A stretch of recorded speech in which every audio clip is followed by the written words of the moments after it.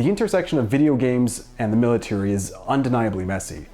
I mean, on one hand, many of the most popular video game franchises in history have relied on simulating the excitement and the prestige of military service. Whether it's special forces operations in Call of Duty, large-scale military encounters in Battlefield, or pure unadulterated autism in Squad. But video games aside, I mean, I'm not trying to get my ass dragged into Iraq. Gamers don't play military shooters because we aspire to one day challenge and enrich our lives with the responsibility of military service. We play them because we want to feel better than those people by getting off on all the discriminatory violence that comes with military service, but without any of the accountability or personal growth. However, you might be disgusted to find out that the military has actually caught on to the fact that there is a form of digital media almost entirely dedicated to promoting military service, and they are exploiting it to promote military service.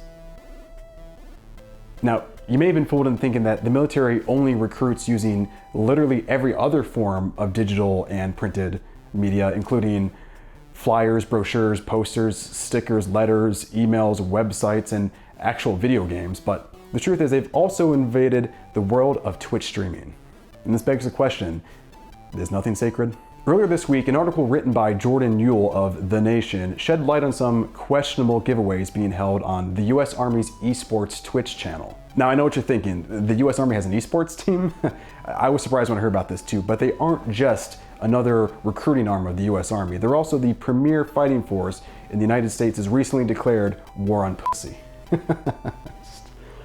Fucking stupid. Apparently, the US Army Esports team was distributing links for an Xbox Elite Series 2 controller giveaway, and the registration for the giveaway was actually just a US Army recruitment form with no mention of any giveaway whatsoever. You know, in their defense, it's a $200 controller, okay? I mean, it's a giveaway, it's not a charity. You know, if you expect the Army to give away a $200 controller, then I don't think it's crazy that they expect you to give away 2 years of your life and your innocence.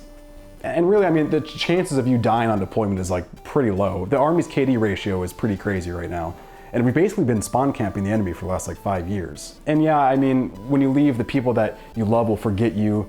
The people that you meet will die in front of you, and society will hate you when you come back. But I mean, you're coming out of this thing with a pretty decent controller. I mean, it's no like Scut gaming pad or anything like that, but it's pretty nice. And I'm almost positive it's gonna work with the Xbox Series X. But I mean, if you're coming off a US Army deployment, you probably won't be able to afford one of those anyway, so it's a moot point. So the author actually began this article explaining that he was banned from the Army's Twitch channel for posting links to articles detailing US war crimes. He wrote, "Was I undiplomatic? Sure. But if the military is going to use one of the world's most popular platforms to recruit kids, then it shouldn't be able to do so without some pushback." Well, I totally agree. I mean, if the government's going to use Twitch to recruit gamers to the Army, then why can't you use it to recruit gamers to ISIS? Now, some of the political scholars in games journalism have been pontificating on whether or not banning people like this author from their Twitch stream constitutes a violation of his First Amendment rights on the technicality that the US Army is using this Twitch channel for a government purpose. And while the judicial precedent on that is shaky at best, it does sound right. I mean, it seems like the First Amendment was intended to force Twitch streamers to let me scream at 13-year-olds about the My Lai massacre. Now, a quick tour through this guy's Twitter feed makes it pretty clear that he has an unfathomable hate boner for the US military and anything American. And that, you know, that's his right as an American citizen to feel that way. And that doesn't excuse the US Army from any sort of predatory recruiting practices. Since the publishing of this article, Twitch has intervened and put an end to this really sketchy giveaway.